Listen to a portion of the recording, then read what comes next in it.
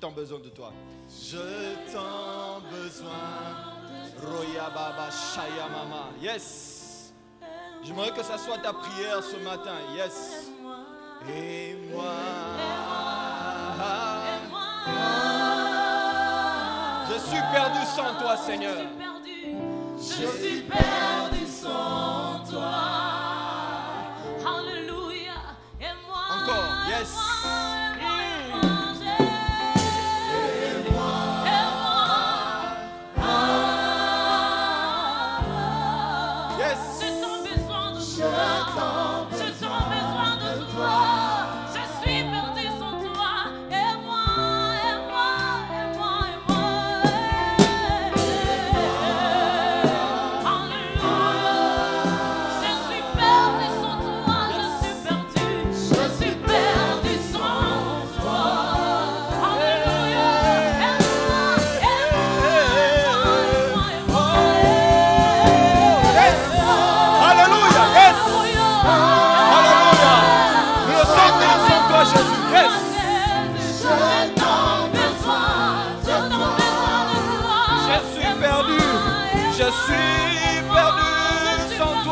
Yes.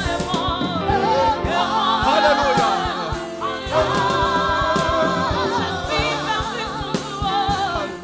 Je suis perdu sans toi. J'aimerais que ça soit ta prière de ce matin. J'aimerais que ça soit ta prière de ce matin. La course n'est pas aux agiles.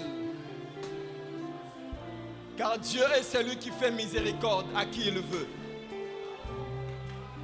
J'aimerais que ça soit ta prière de ce matin. Roya Baba Sheke Yamama. Il est celui qui fait grâce à qui il veut. Nous te rendons grâce, Seigneur, pour ta présence. Nous te bénissons pour ta présence. Sème ta parole dans nos cœurs ce matin. Sème ta parole dans nos cœurs ce matin.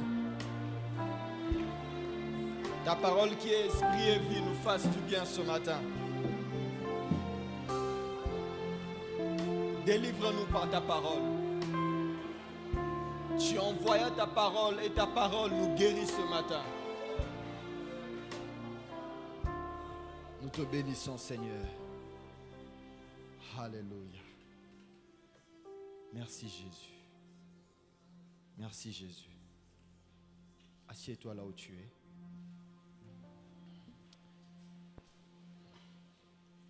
Nous allons lire dans Romains 9. Romains 9, à partir du verset 14. La Bible dit, que dirons-nous donc? Y a-t-il en Dieu de l'injustice? Loin de là. Car il dit à Moïse, je ferai miséricorde à qui je fais miséricorde. J'aurai compassion de qui j'ai compassion. Ainsi donc, cela ne dépend ni de celui qui veut, ni de celui qui court, mais de Dieu qui fait miséricorde.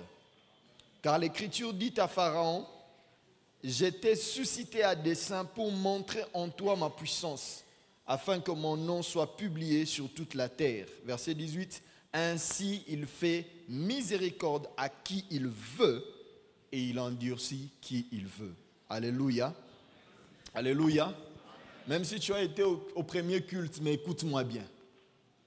Alléluia. Même si tu étais au premier culte, écoute-moi bien.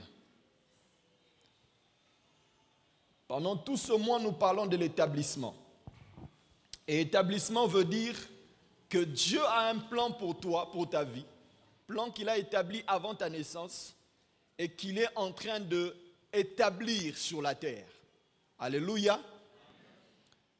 Et au-delà de tout ce qui existe, nous devons comprendre une chose, que tout ce que nous faisons avec Dieu, tout ce que nous produisons comme œuvre, c'est avant tout ce que lui-même veut que nous puissions faire.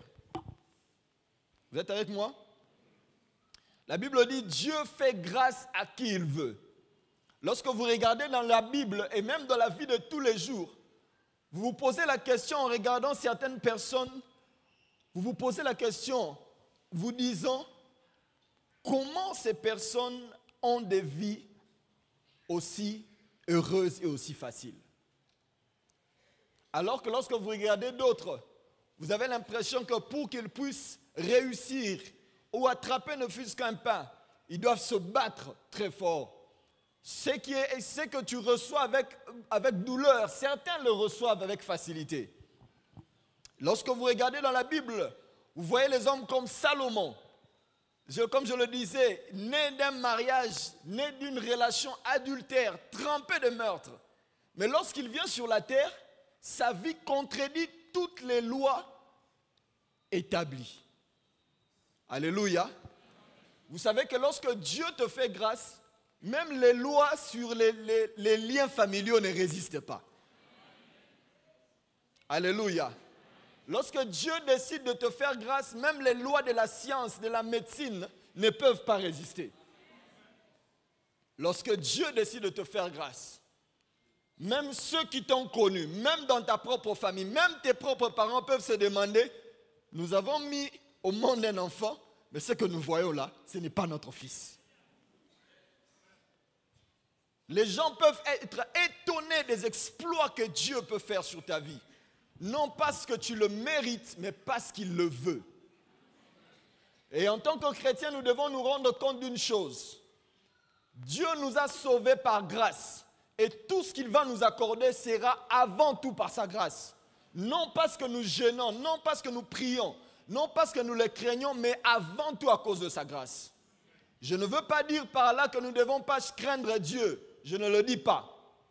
Je ne dis pas que nous ne devons pas prier, je ne dis pas ça, mais je dis au-delà des efforts que nous produisons, si Dieu agira, c'est avant tout parce qu'il le veut, parce qu'il veut nous faire grâce. Alléluia. Garde toujours à l'esprit cette chose.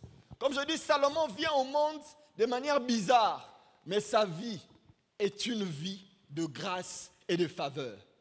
On dit de Salomon qui était l'un des hommes le plus riches que l'humanité ait connu.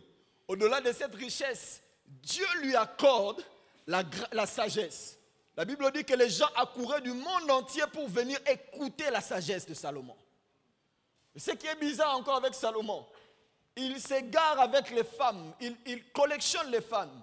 Mais lorsqu'il a fallu que Dieu le frappe, Dieu ne le frappe pas, il frappe sa descendance. Alléluia.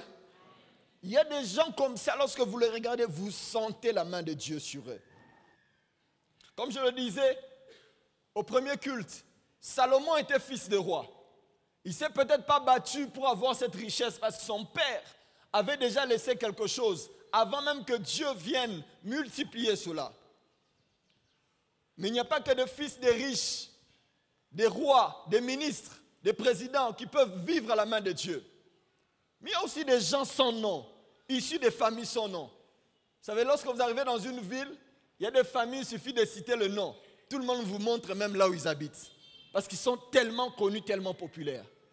Mais il y a aussi des gens qui ont des familles sans nom. La première personne qui sera connue dans cette famille-là, c'est lui. Des gens comme ça, orphelins, des gens venus de nulle part, mais que Dieu décide de faire grâce. Lorsque vous regardez la Bible, vous voyez une personne comme Esther, orpheline, vivant avec son oncle dans un pays étranger comme réfugié. Mais Dieu décide d'élever cette personne. Je ne sais pas si quelqu'un me comprend ce matin. Il n'y a pas que les riches que Dieu visite. Il y a aussi les pauvres que Dieu bénit. Alléluia. Peut-être que tu n'es pas issu d'une famille nantie, d'une famille qui a une position sociale. Mais je peux te dire que Dieu te connaît aussi. Il n'est pas seulement le Dieu des riches, mais il est aussi le Dieu des pauvres. Alléluia. Il n'a pas que béni que des gens comme ça. Vous regardez les Écritures, vous voyez un homme comme Pierre. Vous savez, parmi les disciples de Jésus, il y avait toutes sortes de personnes. Il y avait des gens qui étaient aussi intellectuels, des gens qui avaient étudié, des gens comme les Luc, les Matthieu, qui étaient intellectuellement, qui avaient des aptitudes intellectuelles de gestion, de management. Alléluia. Mais vous savez que lorsque Dieu fait son choix, il ne regarde pas toujours les diplômes. Hein? Alléluia. Il ne regarde pas toujours que tu es diplômé, que tu es capable de ceci ou de cela. lorsque Dieu décide de faire du bien à un homme, des fois ça contredit les lois de la nature. C'est pourquoi lorsqu'il fallait choisir le leader de l'église, Jésus-Christ, le Seigneur de gloire, met son choix sur un homme. Lorsque vous regardez Pierre, la Bible dit qu'il fut un homme du peuple avec peu d'instruction. Vous savez, le français a une manière de fois polie de dire les choses. Alléluia. Pays sous-développé, on peut dire pays en voie de développement. Mais en fait, c'est la même chose. On le dit seulement de manière polie pour soigner, pour ne pas vexer les gens. En fait, Pierre, c'était un simple pêcheur. C'était quelqu'un qui n'avait pas fait des études. Je ne sais pas dire quel niveau il avait, mais c'est sûr. Lorsque vous regardez les attitudes de Pierre, vous pouvez sentir que ce monsieur n'était pas allé loin dans les études. La Bible en parle. Mais lorsqu'il fallait choisir les leaders, Dieu n'a pas regardé les diplômés. Dieu n'a pas regardé ceux qui avaient des master degrees, qui avaient des doctorats. Dieu a porté son choix sur Pierre. J'aimerais dire à quelqu'un ce matin, quel que soit ton niveau, crois au miracle plus que toute autre chose. Crois au miracle. Vous savez, les hommes portent toujours des limitations. Qu'il ne faut pas faire ceci, et avant d'arriver à ceci, il faut d'abord avoir cela. Mais Dieu n'est pas dans cette logique-là. C'est lui qui a tout créé. Alléluia. Je vais vous dire une chose. Est-ce que vous savez que la personne qui a créé Facebook n'est même pas diplômée universitaire? Alléluia. Arrêtez de croire que pour que Dieu t'amène à la grandeur, il faut toujours que tu aies des super diplômes. Je ne dis pas qu'il ne faut pas étudier. J'encourage les gens à étudier. Moi-même, je continue à faire des études universitaires. Parce qu'à notre foi, nous devons ajouter la connaissance. Mais nous ne devons pas nous limiter au fait que parce que j'ai ceci, que Dieu est censé faire pour moi. Non. Je ne sais pas si quelqu'un me comprend. Même si tu es diplômé, lorsque tu pries, mets tes diplômes à côté. Recherche la grâce de Dieu. Parce qu'avec tes diplômes, tu peux être le serviteur de celui qui n'a pas de diplôme.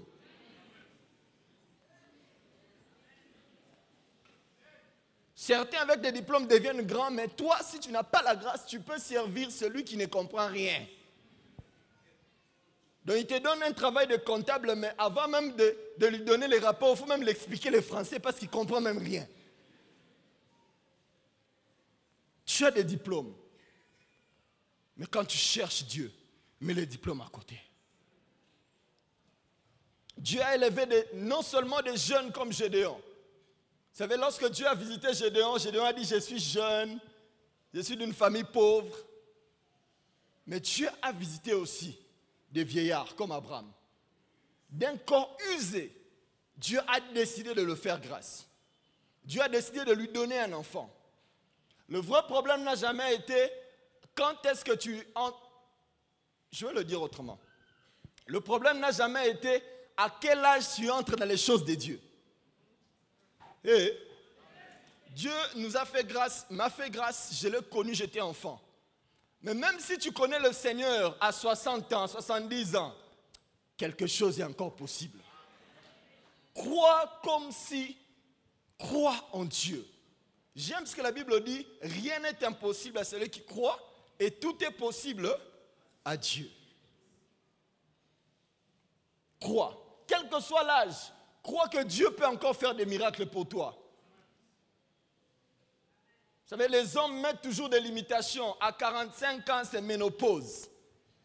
À tel âge, les chances de mariage baissent.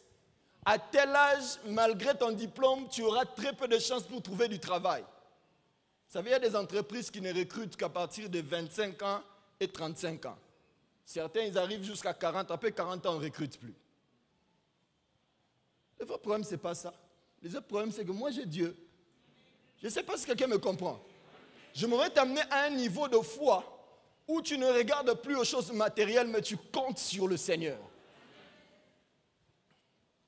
Dieu n'a pas visité que des hommes, mais il a visité aussi des femmes, comme Marie, comme Déborah. Alléluia. Si tu es une femme et que tu es issu d'un milieu où on interdit aux femmes de parler, moi je te dis que Dieu t'a choisi, femme. Oh, je parle aux femmes ce matin, Dieu vous a choisi.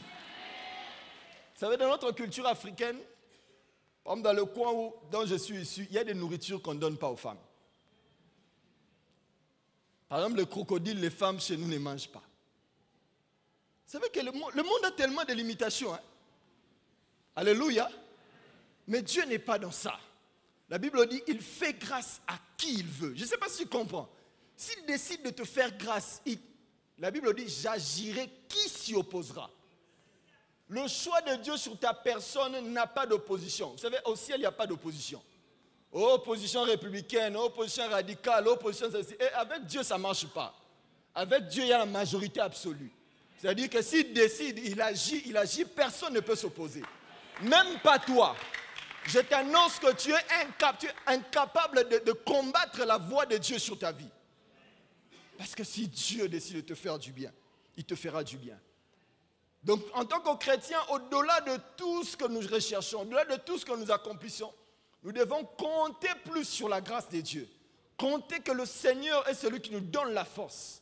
Le Seigneur est celui qui nous soutient. Le Seigneur est celui qui nous fait du bien. Dieu fait grâce à qui il veut. Vous savez, la grâce de Dieu est un mystère. C'est toujours difficile. Le plus grand théologien du monde sera incapable de vous dire pourquoi Dieu fait ceci à tel et ne le fait pas à tel. Impossible de le dire. Impossible. Pourquoi Dieu élève telle personne et n'élève pas l'autre? J'ai appris avec le temps que la force dans le ministère ne dépend pas toujours du fait de faire tomber les gens. Alléluia. J'ai appris aussi que l'élévation dans le ministère ne dépend pas de la manière dont tu prêches. Il y a des gens qui prêchent. Hein? Alléluia. Quand il se met à parler, vous vous demandez vraiment, celui-ci, il vient du ciel ou il est toujours sur la terre? Il y a des gens aussi, quand Dieu les utilise, les pieds grandissent, les miracles inouïs. Mais Dieu peut les refuser d'avoir un grand ministère. Je ne sais pas si quelqu'un me comprend. Les choses dépendent de Dieu. Les choses ne dépendent pas de nos capacités. Même lorsque nous travaillons, comptons plus sur la grâce de Dieu. Comptons plus sur Dieu. Comme je dis, la grâce de Dieu est un concept compliqué. C'est un mystère de comprendre pourquoi Israël n'a pas cru au Messie et que nous avons cru. Vous êtes avec moi? Israël n'a pas cru. Et Dieu nous a offert ce salut. Pourquoi? On ne sait pas. Même si la grâce de Dieu est un mystère, mais la Bible montre clairement qu'il y a des choses qui attirent la grâce, qui l'amplifient dans nos vies et qui la maintiennent. La première des choses qui attire la grâce sur nous, c'est l'humilité. La Bible dit dans le livre de Jacques, chapitre 4, verset 6, « Dieu fait grâce aux humbles et il résiste aux orgueilleux. » L'humilité dont on parle ici, ce n'est pas seulement la capacité d'être, quand quelqu'un vient, vous lui donnez la chaise. Non, ce n'est pas seulement ça. Ce n'est pas seulement le fait de, quand les autres viennent, tu es toujours prompt à servir les autres. Non. L'humilité dont on parle, c'est aussi se confier en Dieu plus que tu te confies en tes propres capacités. Je ne sais pas si tu me comprends. L'humilité face à Dieu, c'est croire en Dieu plus que tu ne crois en toi-même. Croire aux capacités de Dieu. C'est pourquoi la Bible dit « Heureux les pauvres en esprit, car le royaume des cieux est à eux. » Face à Dieu, il nous faut toujours nous mettre dans une position telle que seul Dieu est capable. Comptons plus sur la grâce de Dieu. En face du Seigneur, nous devons toujours être comme des enfants qui sont incapables, qui ont besoin du soutien du Seigneur. Mais cette humilité, c'est recourir à Dieu, recourir à ses moyens, plus que tu ne recours à toi-même. Cette humilité qui déborde de ton cœur commence par Dieu, mais finit toujours par se manifester autour de toi. Alléluia. Est-ce qu'on peut acclamer le Seigneur?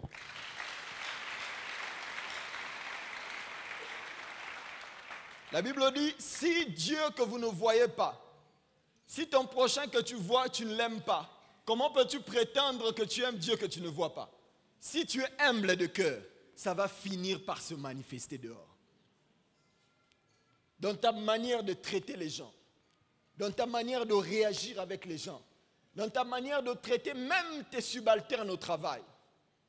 C'est des fois malheureux de voir des gens qui ne sont chrétiens que de nom, mais au travail, ce sont des tyrans face à leurs subalternes.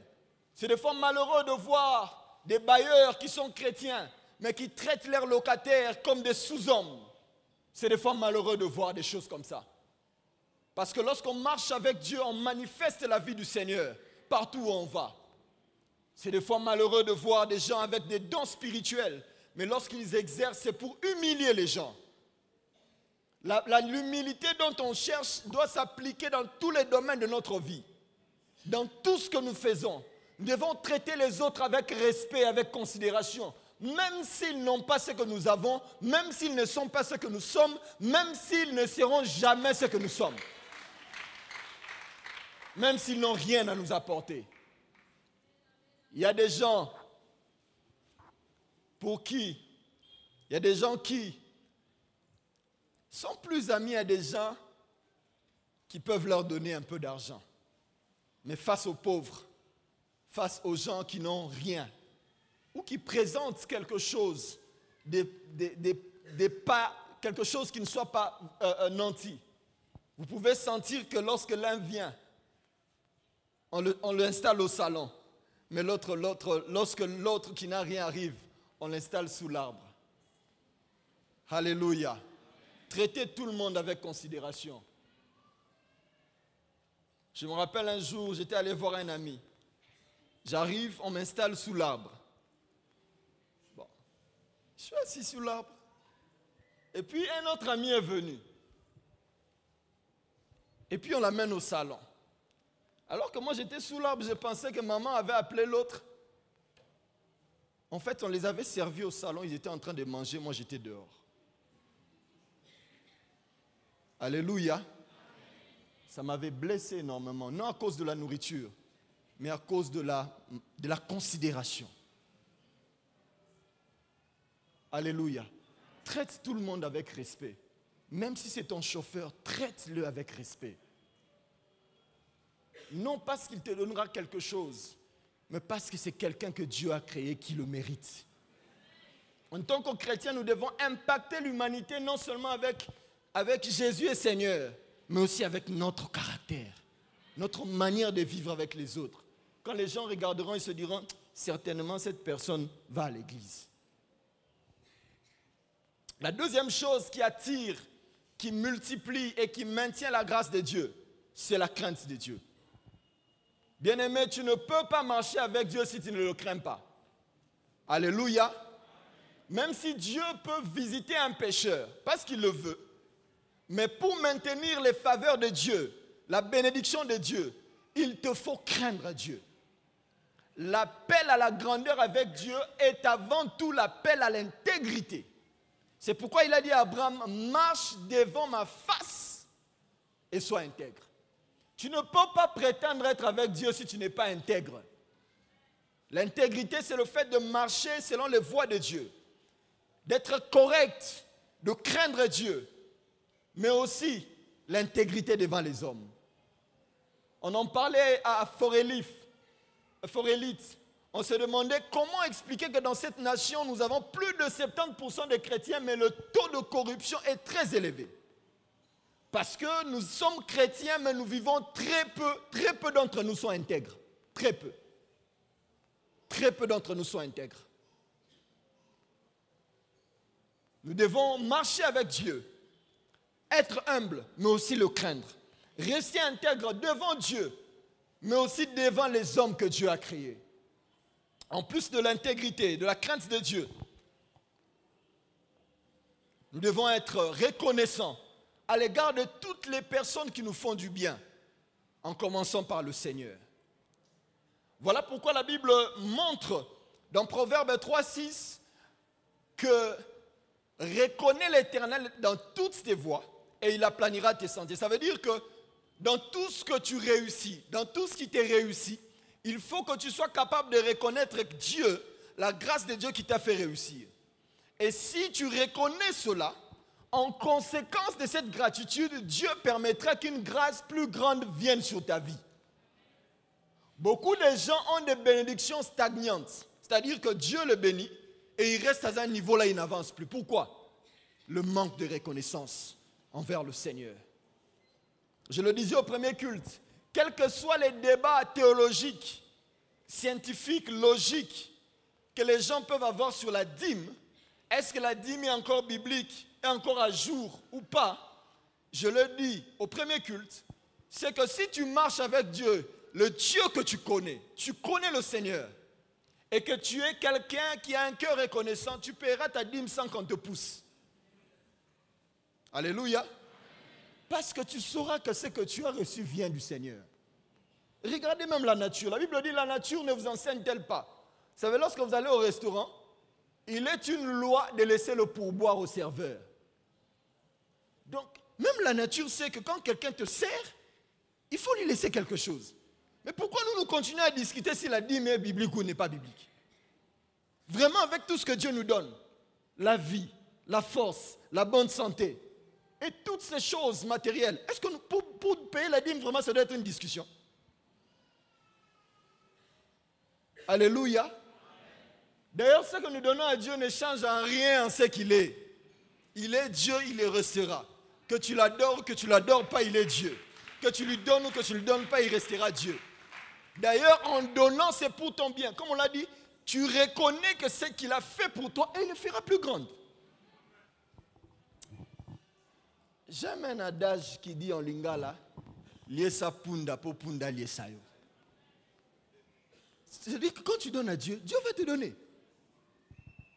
Toi, tu prends, Dieu te donne, tu bouffes, et ce qu'il t'a donné, et ce que toi, tu es censé le recevoir. Et tu t'attends à ce que Dieu te donne encore. Soyons reconnaissants à l'égard du Seigneur. Mais soyons aussi reconnaissants les uns envers les autres. Humbles, reconnaissants. Parce qu'en tant qu'homme, ça blesse quand tu fais du bien à quelqu'un et qu'une personne parte, oublie même que tu l'avais béni. Il ne dit pas merci. Nous devons développer en tant que chrétiens la culture de la reconnaissance. Reconnaître ce que les hommes sont pour nous, ce qu'ils ont fait pour nous, ce qu'ils ont accompli avec Dieu. C'est pourquoi moi j'honore les gens quand ils sont vivants. Alléluia. Moi je ne parle pas du bien des gens derrière leur dos. Moi je dis, quand tu es vivant là, c'est en ce moment-là que je t'honore. C'est en ce moment-là que je dis du bien de toi. Et avec mon épouse, c'est devenu une culture. On ne dit que du bien des gens. Et on ne regarde que les biens que les gens nous ont fait. Ma mère m'a toujours dit, si tu veux aller loin dans ta vie, ne regarde pas au mal que les gens t'ont fait. Regarde toujours au bien qu'ils t'ont fait. Alléluia. Regarde toujours au bien que les gens t'ont fait. Quelqu'un un jour t'a servi de l'eau à boire. Vous savez, lorsque vous regardez les Écritures, la Bible dit, Jésus lui-même disait aux apôtres, lorsque vous allez dans une ville et qu'on vous sert ne fût-ce qu'un verre d'eau, on ne parle pas de nourriture, hein, on parle d'un verre d'eau. Faites que la paix qui est sur vous reste dans cette ville-là. Donc, la reconnaissance ne dépend pas de la grandeur de ce qu'on te donne, mais dépend du geste que la personne met. Parce que ce que toi tu penses être médiocre, peut-être que pour la personne c'était tout ce qu'il avait.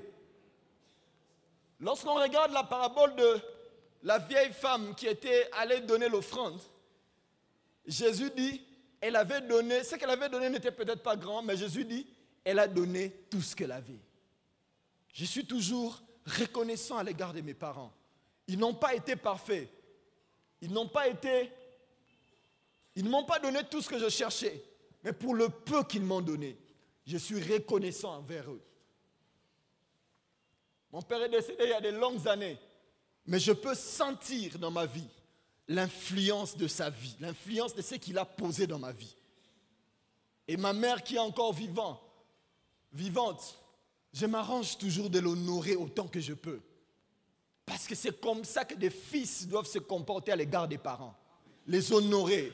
Ils n'ont peut-être pas été parfaits, mais pour le peu qu'ils ont sémé dans nos vies, nous devons être reconnaissants envers eux.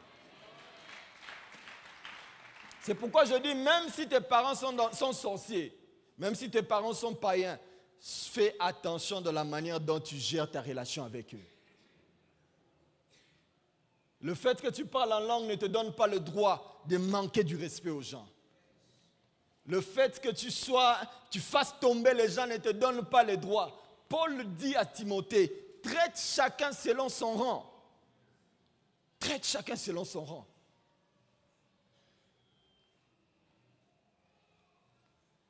J'ai toujours plaint la nouvelle génération qui, parce qu'on peut se mettre en costume, utiliser un téléphone Android pour prendre des photos et poster sur Facebook, on croit qu'on est devenu grand. Et des fois on dit ces vieux-là, ils n'ont pas l'onction. Mais l'onction, ce n'est pas faire tomber les gens. La vraie onction, c'est la transformation des vies. Il y a des gens qui ne font pas tomber les gens, mais dont les œuvres sont palpables. Alléluia. C'est pourquoi je respecte les gens qui ont travaillé avec Dieu. Respecte les gens, respecte les aînés. Certains ont commencé à servir Dieu à l'époque où il n'y avait pas Facebook. Ils traversaient les villages à pied pour prêcher l'évangile. Respecte les gens. Sois reconnaissant. En tant que jeune, nous devons être reconnaissants de l'héritage que nos aînés nous ont légué dans cette nation en tant qu'Église. Parce que certains, lorsqu'ils ont commencé, ils vous diront qu'il n'y avait pas de télévision. Lisez l'histoire du patriarche Jacques-André Verneau. Vous verrez qu'il a commencé à s'aimer dans ce pays alors qu'il n'y avait pratiquement rien. Et aujourd'hui, nous récoltons le travail que les autres ont fait. Et par reconnaissance à l'égard de Dieu, nous devons les honorer. Alléluia. Est-ce que pendant un instant, on ne peut pas acclamer pour le pasteur Eston?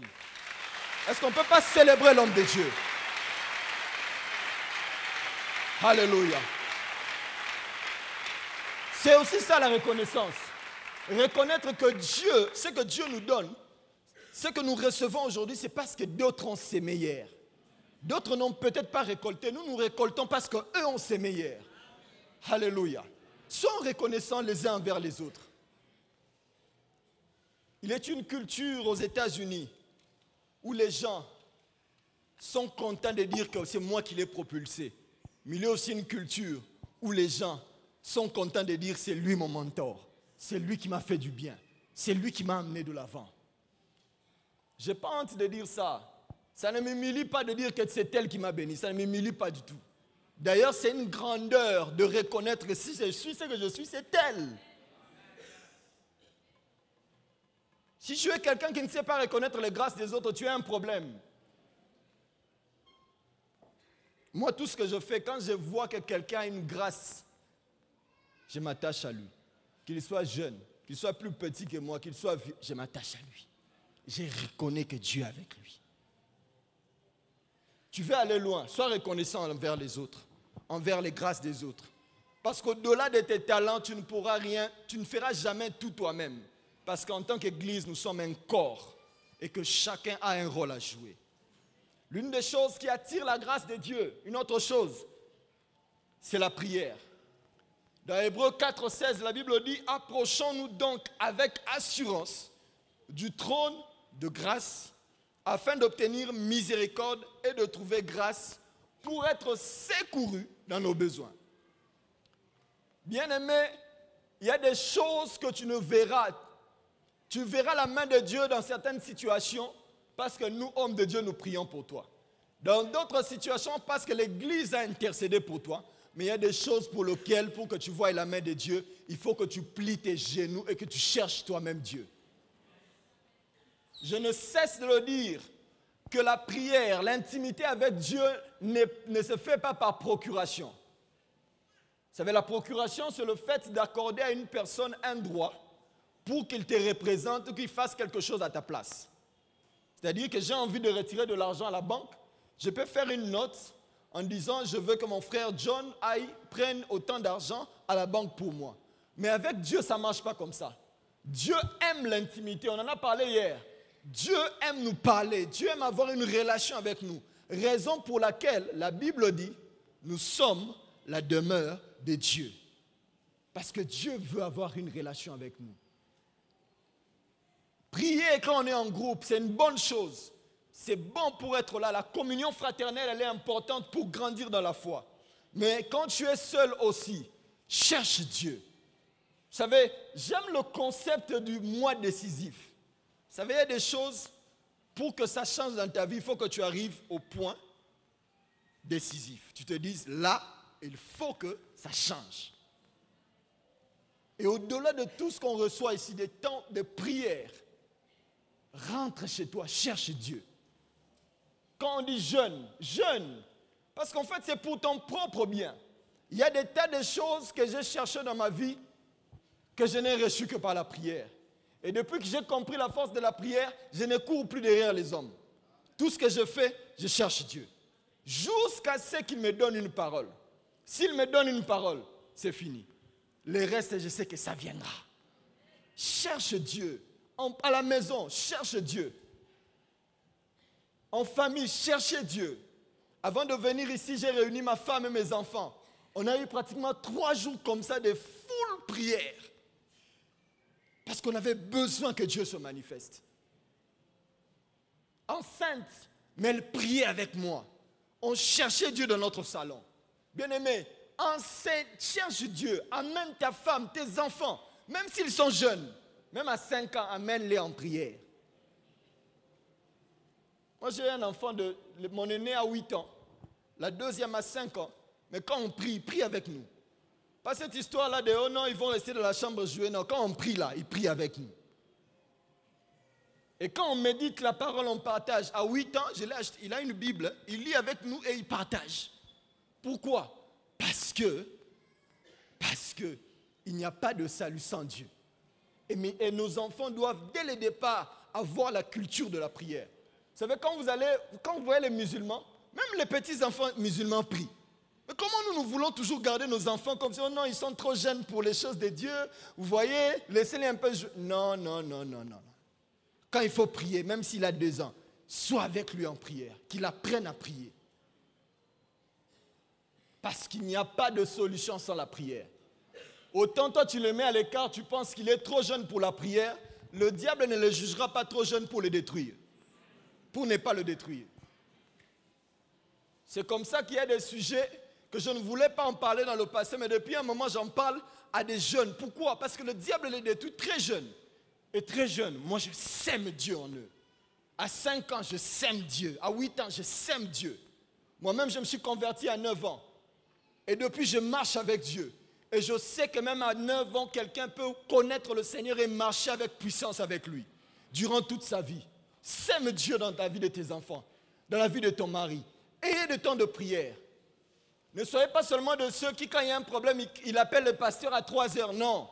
Soyez de ceux qui, lorsqu'il y a des problèmes, vous vous levez la nuit dans la chambre. Vous cherchez Dieu. Vous invoquez Dieu. Alléluia. Et Dieu se manifestera. La prière n'échoue jamais. La prière n'échoue jamais. Prie pour tout, toute chose. Même si tu l'as déjà, prie quand même. Alléluia. Moi, je prie même pour les choses que j'ai déjà. Je prie quand même.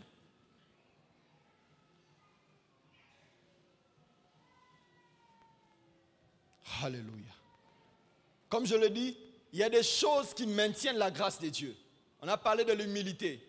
On a parlé de la reconnaissance. On a parlé de la prière. Et on a parlé aussi de la crainte de Dieu. Mais comme je l'ai dit, la grâce de Dieu peut aller te localiser et te bénir directement sans intermédiaire. Rappelez-vous de Saül. La Bible dit qu'il était à la recherche des ânesses de son père. Et Dieu l'a amené dans la maison de Saül pour qu'il soit oint comme roi. En fait, les ânesses, la perte des ânesses de son père était une stratégie de Dieu afin de le sortir de sa cachette pour qu'il soit vu et qu'il soit oint. Et la même grâce est allée chercher David dans la maison de son père pour le oindre. La grâce de Dieu peut agir sans intermédiaire. Mais dans bien des cas, la grâce de Dieu agit par intermédiaire. C'est pourquoi la Bible dit ce qui suit. Quand l'Éternel approuve les voies d'un homme, c'est-à-dire que lorsque Dieu fait grâce à une personne, ce qu'il fait, c'est quoi? Il dispose favorablement à son égard même le cœur de ses ennemis, même ses ennemis. Ça veut dire quoi? La Bible montre l'extrême. C'est-à-dire que Dieu, lorsqu'il te fait grâce, Par exemple, je vais donner un exemple simple. Dieu te fait grâce de trouver un bon travail. Mais pour que tu trouves un bon travail, il va faire que d'abord les gens qui sont autour de toi, qui t'aiment, qui te portent dans leur cœur, portent un fardeau pour toi. En plus de ces gens-là, il y aura des gens qui te tolèrent à peine, qui vont porter un fardeau pour toi. Et même s'il le faut, même tes ennemis, Dieu peut les utiliser comme des marchepieds afin de te bénir. C'est pourquoi la Bible dit « Toutes choses concourent au bien de ceux qui aiment Dieu et de ceux qui sont appelés selon ses desseins ». Ça veut dire que même lorsque tu passes dans la vallée de l'ombre de la mort, si tu as Dieu, sache que Dieu va utiliser cette voie pour t'amener au sommet. C'est pourquoi fais attention dans tes relations avec les gens. Fais attention dans la manière dont tu salues les gens. Même à l'église, il y a des gens, quand le culte se finit, ils ne saluent personne, ils boudent, ils passent. Mais il y a des choses que tu cherches, certaines personnes les ont ici, ils peuvent te le donner. J'ai un jour prié pour une sœur qui était venue de Toronto. Son fiancé l'avait abandonnée une semaine avant le mariage religieux.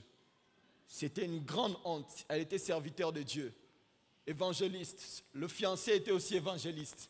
Les papas venus du Congo arrivent au Canada et le mariage est annulé à une semaine.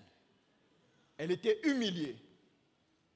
Et j'ai prié pour elle. Le Seigneur m'a dit, en moins d'un an, elle va se marier. Je lui ai dit cette parole. Mais juste après, mes yeux se sont comme ouverts sur son caractère. Je lui ai dit, sœur, si tu veux que Dieu te visite par les hommes, il faut déjà que cet homme-là, que tu sois capable de le saluer. L'onction ne veut pas dire être là toujours comme un éliminé là. Tu descends là, tu ne salues même pas les gens.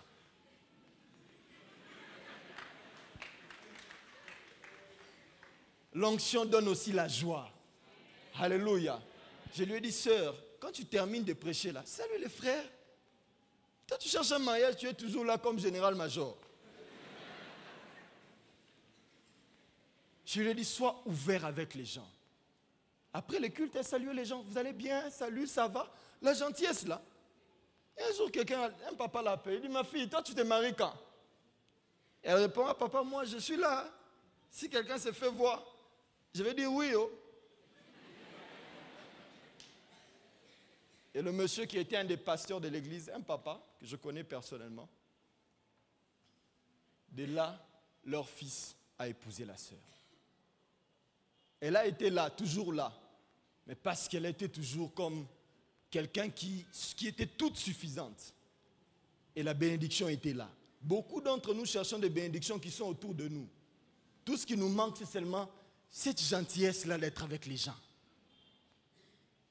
En 2007, je travaillais au cabinet d'un ministre de notre pays. Mais si je vous dis comment j'ai atterri là, je ne connaissais personne. J'ai commencé à travailler sans CV, sans recommandation. Au point que les gens du cabinet me demandaient, tous ici nous nous connaissons, mais toi tu viens d'où? Nous on a commencé avec les chefs il y a très longtemps, j'ai dit je ne sais pas. On m'a dit qu'il y avait du travail et je suis venu. Mais si je vous dis que la personne qui m'a amené là, c'était le jeune homme là qui se mettait au coin, qui fumait, qui buvait, qui sifflait derrière les filles. Mais il connaissait quelqu'un qui connaissait quelqu'un.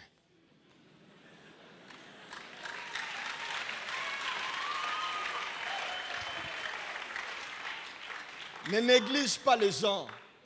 Même quelqu'un qui ne peut rien te donner maintenant peut connaître quelqu'un qui connaît quelqu'un. C'est pourquoi la Bible dit, autant que cela dépend de vous, soyez en paix avec tout le monde. Parce que la bénédiction de Dieu est transmissible. C'est comme des vases communicants. C'est-à-dire qu'on met de l'eau ici. À un moment, quand ça devient full, ça doit se transmettre sur les autres. Maintenant, si toi, tu es ton tuyau, le tuyau qui te communique avec l'autre bouchée, comment l'eau va venir dans ton vase?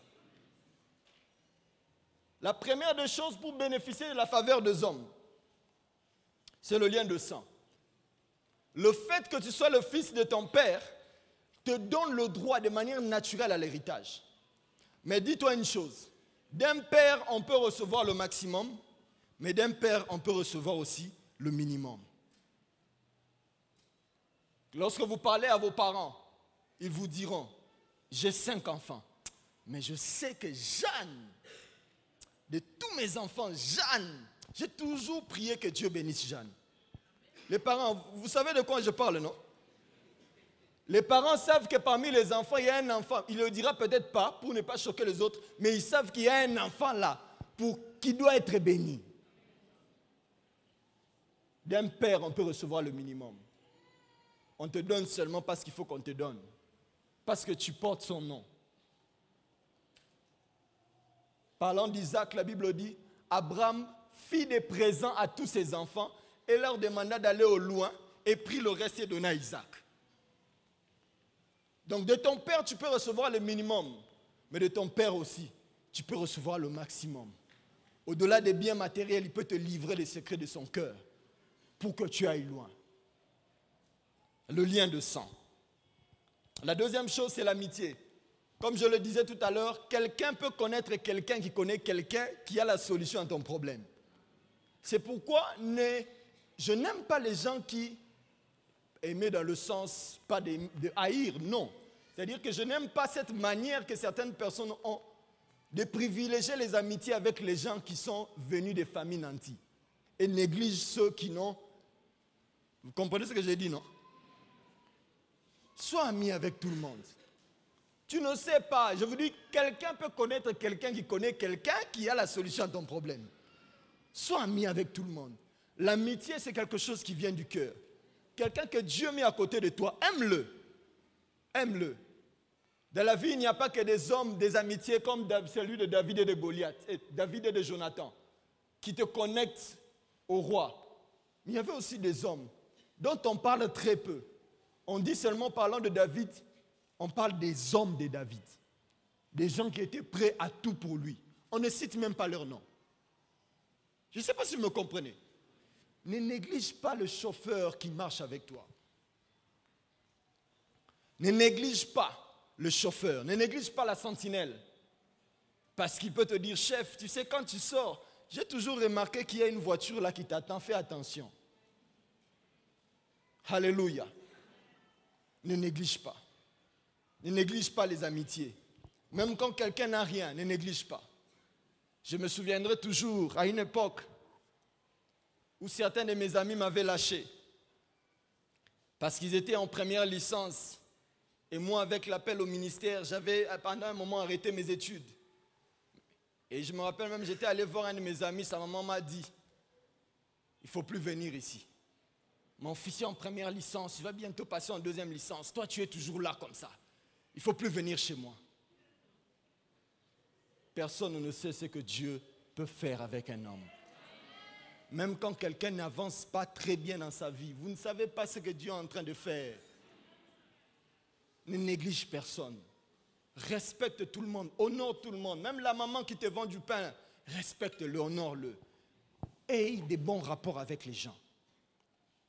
Une autre chose qui peut attirer la faveur des hommes, qui peut faire que la grâce de Dieu qui est sur toi active la faveur des hommes, c'est l'expertise maîtrisée.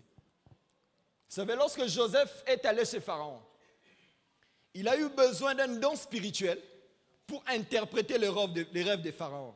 On est d'accord, non? Mais pour avoir la position de gouverneur, ce n'était pas le rêve. Ce n'était pas le don spirituel, c'était l'expertise.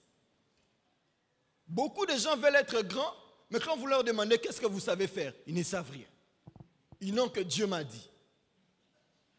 On ne devient pas médecin avec un Dieu m'a dit. On devient médecin en allant à l'école. Alléluia. On devient médecin en allant à l'école. Apprends quelque chose. Apprends quelque chose. L'informatique, je ne sais pas. Frère, tu joues la musique. Perfectionne ça. Ça peut t'amener loin. Tu vends quelque chose, du pain, je ne sais même pas quoi. Mets du sérieux dans ce que tu fais. Quand on cherchera même... Vous savez, quand il y a les matins, là, on n'achète pas un pain, on achète un lot de pain. Quand il y a retraite à l'église, on achète des lots de pain. Mais maintenant, si toi, tu sais bien vendre tes pains, et tu sais bien prier pour ça, pour qu'il y ait l'onction sur tes pains. Maintenant, quand on aura un deuil, on va chercher qui? C'est toi qu'on va chercher. On va dire, allez chercher, maman, est-ce que tu ne peux pas nous produire 1000 pains? Et les affaires peuvent monter. Qu'est-ce que tu sais faire avec tes mains? Dieu a dit à Abraham, qu'as-tu à Moïse? Qu'as-tu entre les mains? Il a dit, j'ai un bâton. Il dit, jette cela, tu verras ce que je suis capable de faire. Les gens veulent des miracles, mais qu'est-ce qu'ils font pour recevoir les miracles? Ça n'a jamais été une affaire de diplôme, une affaire de faire quelque chose entre ses mains. Il est d'ailleurs prouvé que beaucoup de gens réussissent, non avec leur diplôme, mais avec ce qu'ils savent faire. Mon ami Caleb qui est là est médecin. Mais le travail qu'il fait aujourd'hui n'a rien à voir avec la médecine. Je l'ai même fait rire, j'ai dit, mais docteur, tu ne consultes plus. Il dit, oui, je consulte, mais pas vraiment beaucoup, parce que ce que je fais me bénit déjà bien financièrement. Une petite expertise peut te bénir plus que les diplômes que tu as. Et même dans les diplômes que tu as, le diplôme ne veut pas dire qualification. Tu peux être comptable, diplômé d'informatique, mais quand on met un ordinateur là,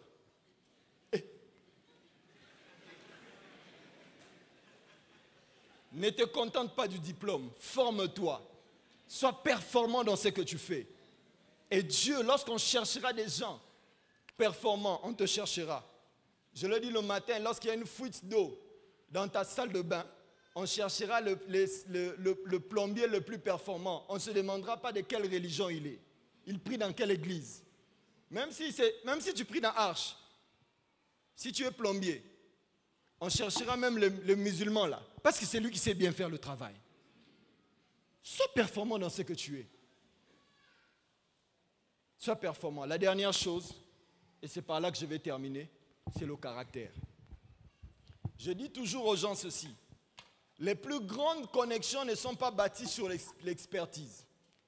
Parce que à première vue, c'est l'expertise qui peut t'ouvrir une porte. Mais la consolidation de cette relation, ça sera le caractère. Il y a des gens, vous pouvez faire un deal avec eux. Vous dites, bon, je vais te payer demain. Mais la manière dont il va te ramasser, la manière dont il va te raconter sa vie, simplement parce que tu lui as dit, j'ai oublié l'argent à la maison. Combien sont encore capables d'être loyaux aujourd'hui? Combien? Paul dit à Timothée, ce que je te donne, confie-le à des hommes fidèles. Combien sont fidèles parmi nous? Est-ce qu'en tant que chrétien, je peux te faire confiance? Non dans le cadre de l'église, mais dans le cadre des affaires. Est-ce que je peux te faire confiance? Regarde-toi face aux dons, aux fruits de l'esprit. Quel est ton caractère?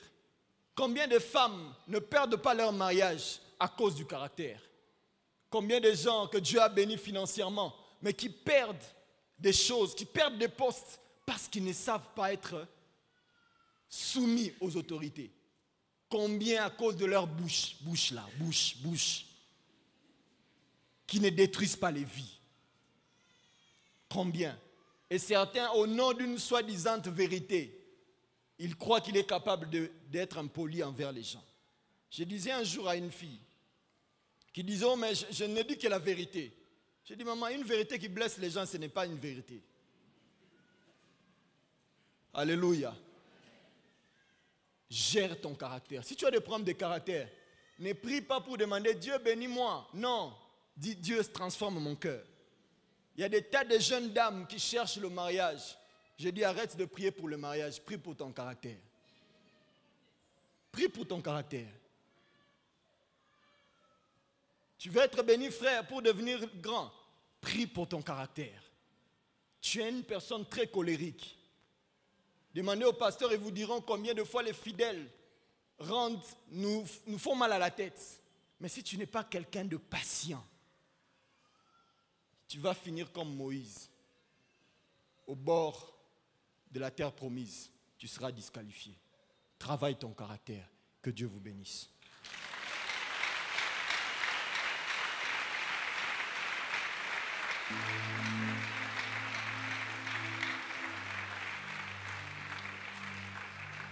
Fermons nos yeux pendant un instant. Fermons nos yeux pendant un instant. J'aimerais qu'on rechante la même chanson. Et moi, j'ai tant besoin de toi.